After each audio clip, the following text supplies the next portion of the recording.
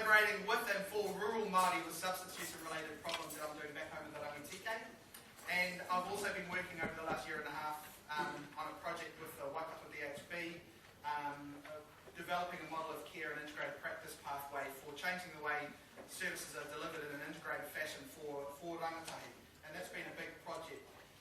But the majority of my work, what I do, I work in forensics at Hauora Waikato, and I work with special patients, adults, and I work with rangitahi and YJ.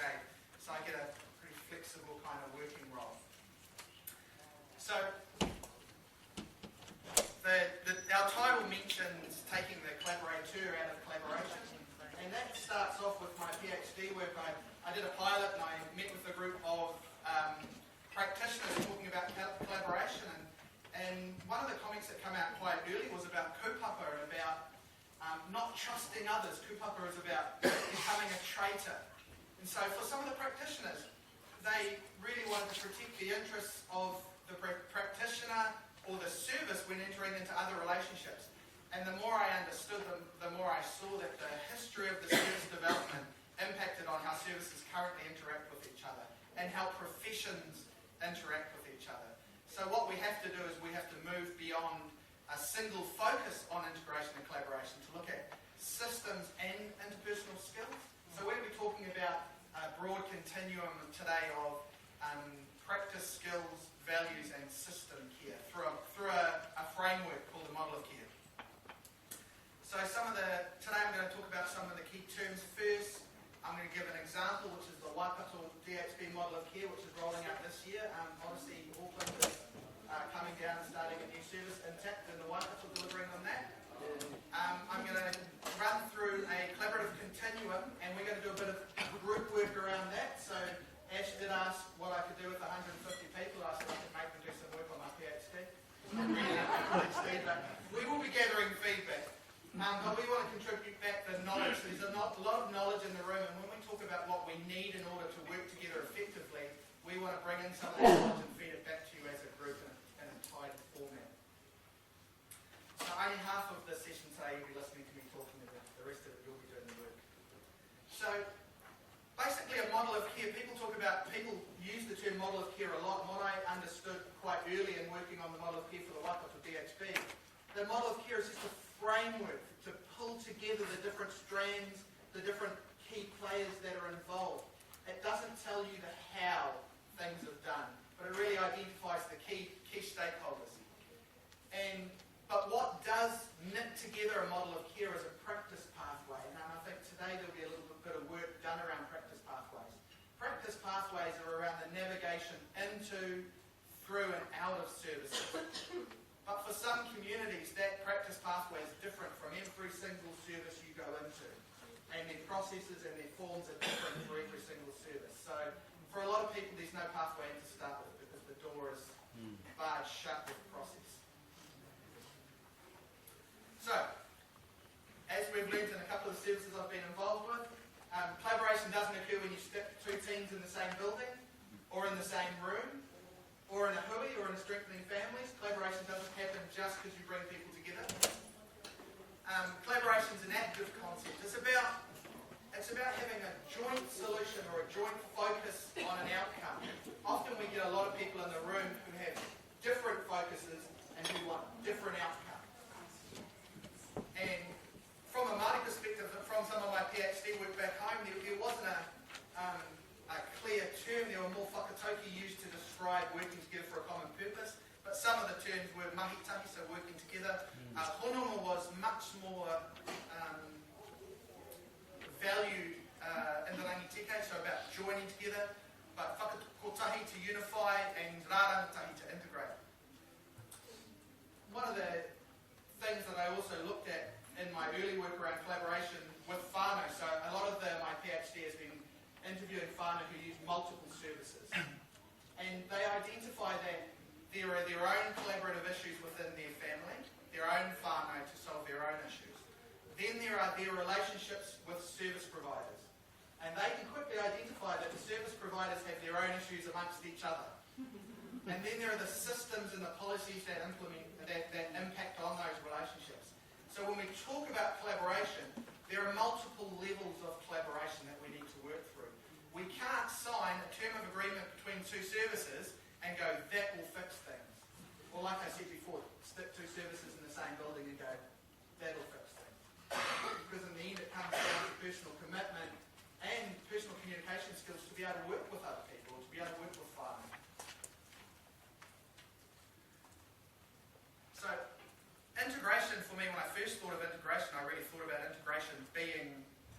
something about bringing everything into one bound system, but the more I understood about integration, it was more about covering comprehensiveness and coordinating comprehensiveness for farming. But it is about honing our skills. So integration is very much about honing our skills and delivering things in a more of a user-friendly nature. But when I'm interviewing my farmer using multiple services, they're not all saying they want integrated care as in, I don't want a hui with everybody that works with me in the same building, or in the same room. There are levels of integration that people are more comfortable with. So today we're going to talk about the different levels that can occur in coordination. And I was briefly discussing with Michelle before around the pit crew idea. So a lot of my work is with young people. So when you think about collaboration and you think about a race car driver, you explain this to a young person, the rangitahi is driving the car. We're the pit crew. We come in and we provide services, but they are directing where they're going. And often, if there is a good case manager, they are a team leader for the pit crew. They don't own the pit crew, but they make sure it all happens in a really good way. However, a lot of case managers see themselves as driving the car. Yeah. So when they hop out of that car just crashes, isn't it? Yeah. So we need to upskill the driver of the car. So integration, remember, is us working together better for the outcome of that driver of the car, because they're driving when they leave our services. So it's a conceptual thing around integration. So for me, integrated care, for me, CEP is not just about mental health and addiction. If I think rangitahi and adults, I'm thinking issues of identity, issues of development. All of these things are so prevalent. If I'm working in a youth justice facility, I'm dealing with AOD, I'm dealing with trauma, and I'm dealing with who they perceive themselves as Māori and their integration back home, but their integration into the world that they're moving into as a young adult, and neither of those are more at the forefront than the other.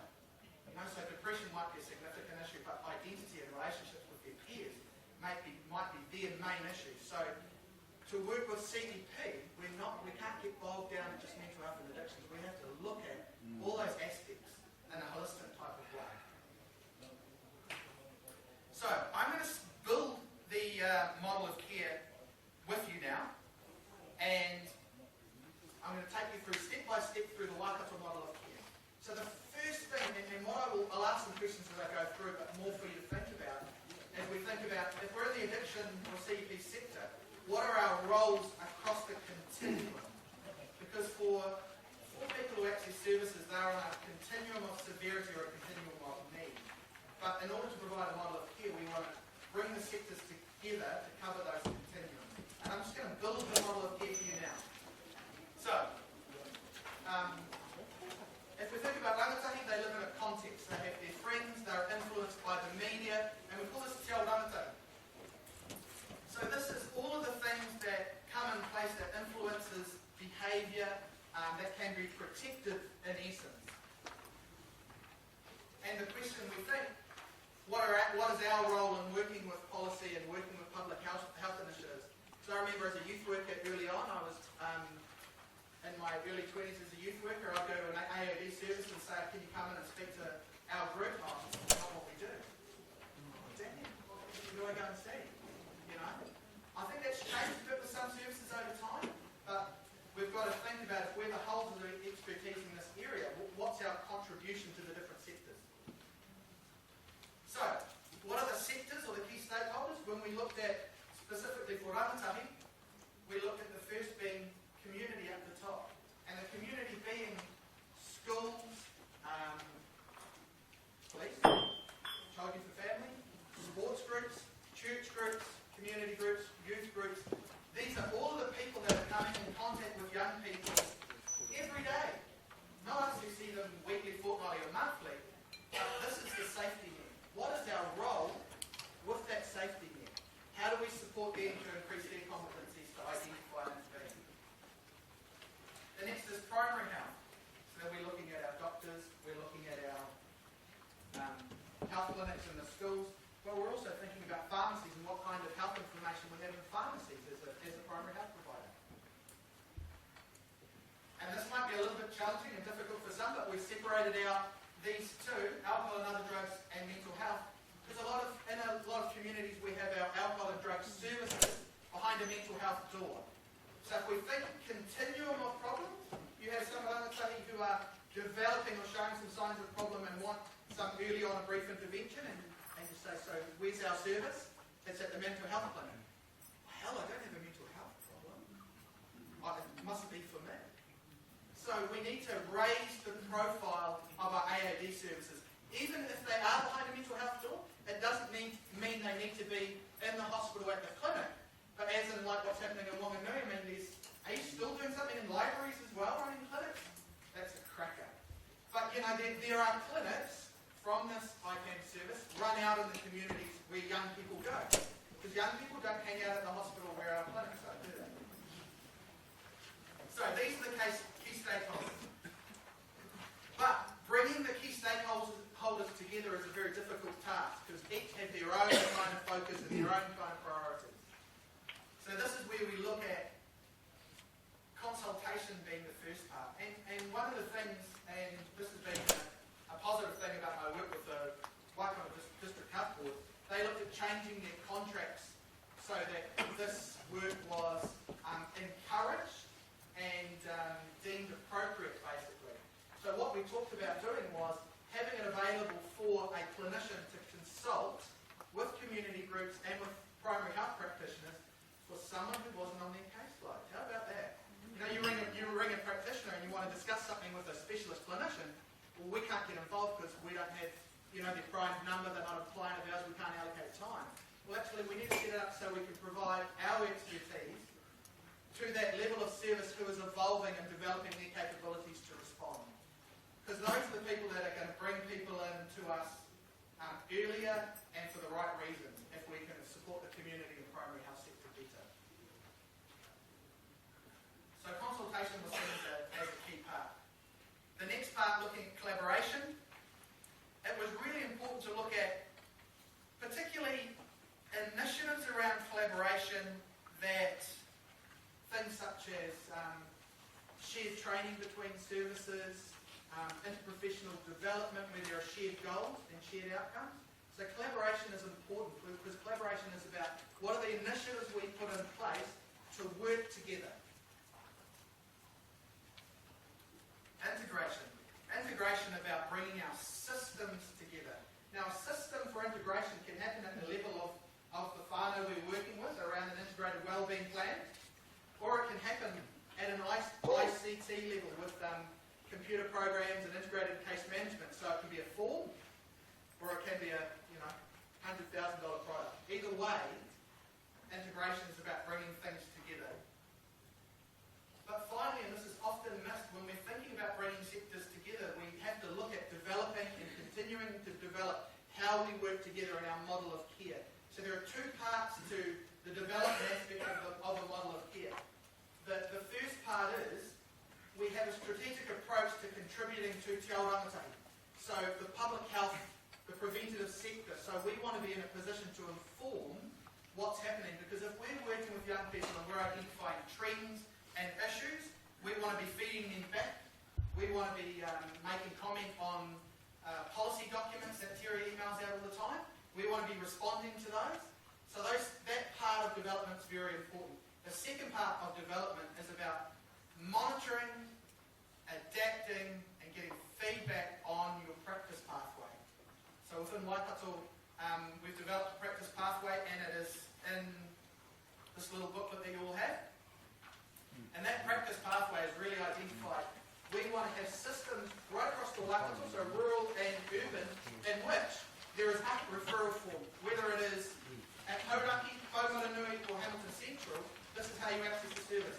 If you want to check out what's going to happen, go to the web page that's been developed, and it is, you can expect these things from service. This is confidentiality. These are the forms. Here's self-help material. So it's branded and it's out there. So there's a practice pathway that community groups, primary health, they can understand how to access a service, what to expect from a service, where to get information from, because we're using the same tools, and that's part of the practice pathway. And that's part of the important thing about development is all the key stakeholders need to go, actually that really doesn't work. Or I like this bit, but less this bit. So that group who's using the practice pathway is getting feedback and reflecting and developing the model of care. And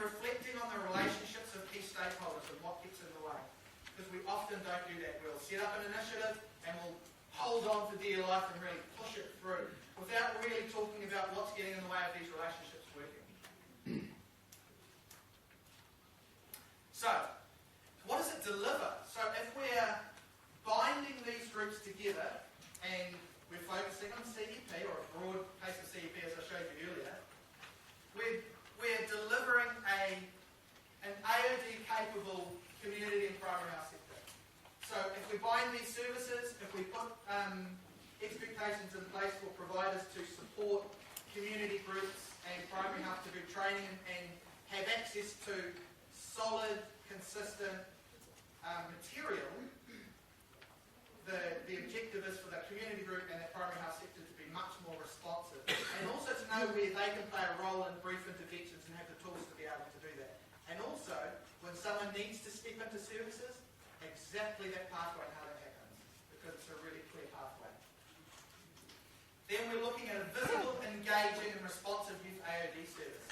So part of us developing really good relationships between AOD and key stakeholders is a really visible and responsive AOD service.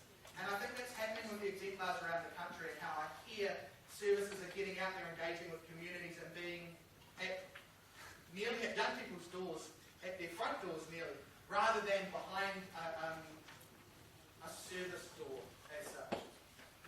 And then finally, we're looking at a CEP enhanced youth mental health service. And that's about mental health services having really good AOD practice on board and the types of resources to address those serious CEP issues that are happening. CEP is still within a visible, engaged youth AOD service, but for those entering a mental health door, they can get really good AOD care and resources when they enter a mental health door.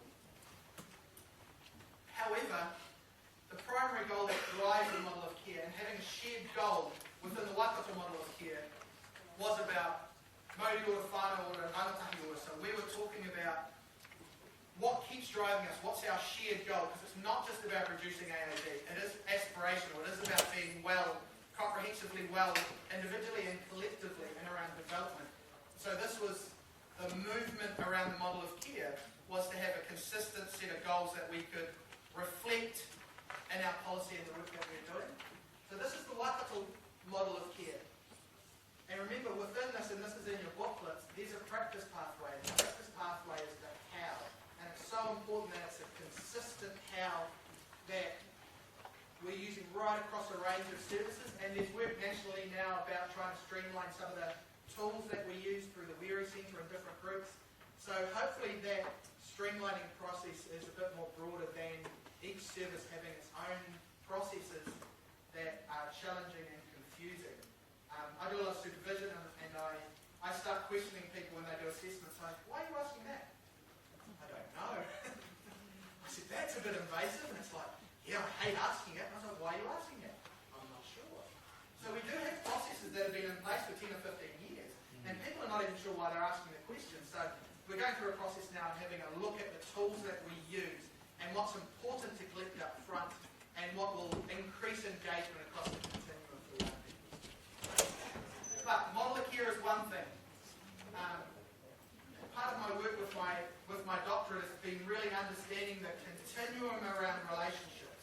And this is our work. So I'm going to really focus now on talking through a collaborative continuum, and the goals of developing a collaborative continuum is so services can reflect on their own strategic planning around collaboration, that we can look at how our teams work, and we can also look at planning, training, and service development.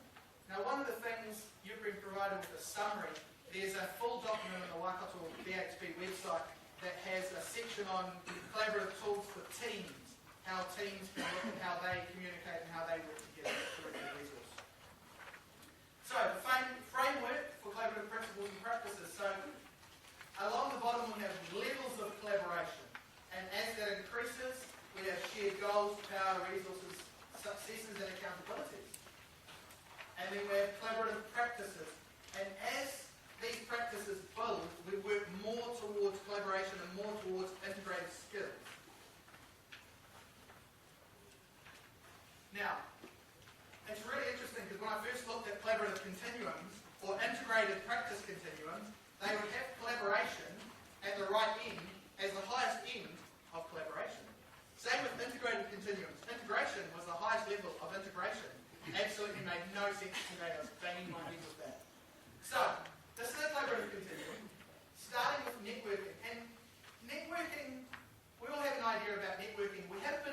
idea about who's out there in our community.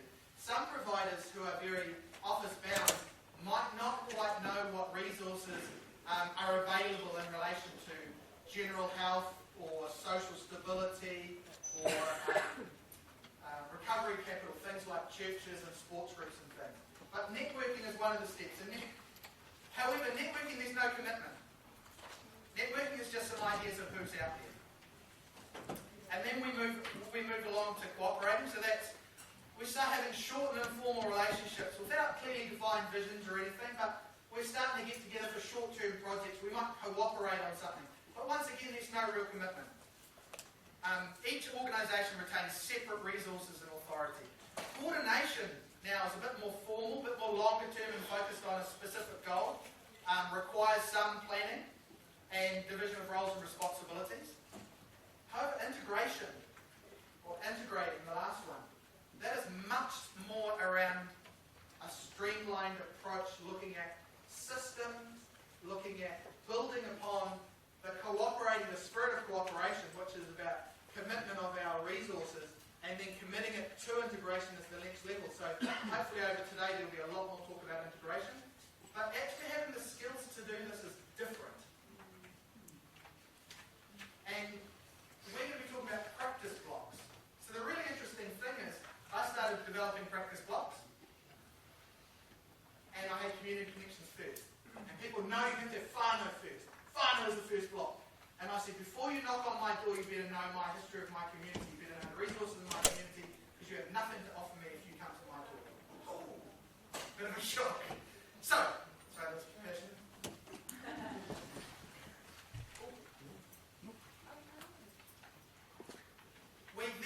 So community connections, the first part, is about knowing the resources in your community and knowing the specific histories of certain communities. We've got cultural histories that influence our practices and our beliefs of our whānau and of our services. I'm doing my PhD in rangitahi, where we have Mahawi Whā and Martin, and we have Rātana Pāra on the right, but it's Wanganui DHB delivering in, So you need to understand the histories of the relationships of those services, the influence of spirituality and how we work through those things. And we also need to know the key stakeholders in those communities. Because they might not be an organisation, but it might be a pastor who deals with everyone and can make stuff happen. So, community connections is part of that. Collaborative values and skills is around our ability to communicate, our ability to share power with others. Who sat in an MDT and felt powerless before? I feel powerless all the time. But to be willing to share power, that's a value, to be able to whakamana someone else in the team with their ideas. What are you thinking about this case? But across organisations as well. So that's really, really important about collaborative values and skills. Those values and skills to be able to work with other groups. And part of that can be things such as initiatives such as shared training or a range of things. I'll now let you into my door. Which is basically sort your stuff out before you come to my door, right? Because often that doesn't happen. So, being whānau-centred, this is talking about having an understanding of whānau systems, whānau roles. How does our organisation allow us to work with whānau? Are we allowed to teamwork? Can we home visit? Or do we have to stay in our office and whānau come to us in our little room? As many as we can fit in. Do we expect whānau to come, or do we tentatively go, do you need to bring someone with you? Rather than, who are you bringing with you? So how are your systems in place for that? So being whānau-centred is another level. Finally, we're talking about integrated systems. So we've got our stuff together, we're entering the door, let's sharpen up how we work together. Let's look at our systems, let's look at our case management systems, we might have shared IT systems, we might agree around roles in working with whānau and who's going to take the lead and who's going to communicate with others. I think, as I mentioned earlier, the whānau that I interviewed don't want everyone coming to their door. If you don't have to, can you deal with this person? They know me really well and I see them every week. That becomes protective for a whānau. But often services want their role as the car driver, so there's no space in the car anymore for a whānau. If every case manager wants to drive the direction of where things are going, whānau get out of the car. Which means they don't need us in their house So a lot of the work in integrated system is about working ourselves out. So this is the shift between the collaborateur and collaboration. Because this end is about us. Central focus on service needs. We view others as resources. And culture of turf and silos. So when we network and we know who's out there, we work a little bit on our skills. We're still focused on what we need. The more skills we develop, the central focus being on collective and individual well-being, view whānau and other providers as partners, and a culture of mutual respect and trust. We should ask ourselves, so how do we put the values into practice? We know that the values increase collaboration, but what are the practices that show compassion, that show shared respect? You know? And I really encourage people to put down things like inviting practitioners in for a cup of tea. You know? Because that interprofessional contact is huge for smoothing out pathways for our whānau and developing working relationships. Because when we have that in a practice block, and we're a service manager, we go, how's our relationship with like ICANNs? Or how's our relationship with the local marae? It's not very good. Let's look at our practice blocks. Have we invited them in? No. Have we been there? No. But how can you expect to have a relationship? You know, because you're not practicing any of the things that we espouse. So that's really challenging. So we're looking forward to bringing and tying some of these things in together. But we're going to open it up for a few questions. But I want to remind you that the more we bind with other groups, the more we move away from a focus of others as resources. Because when we see ourselves as a resource, when we talked about the model of care, if we're the AOD CEP professionals, how are we contributing to others' work? Because when we do that, they'll contribute back to us. Okay? Because it's a mutual shared goal around rangitahi wellbeing. Because they'll have, the more we understand them, the better they understand us and our systems, the more likely they will walk a whānau through your door because they know you and they know how you operate. So, but that's about us sharing our resources.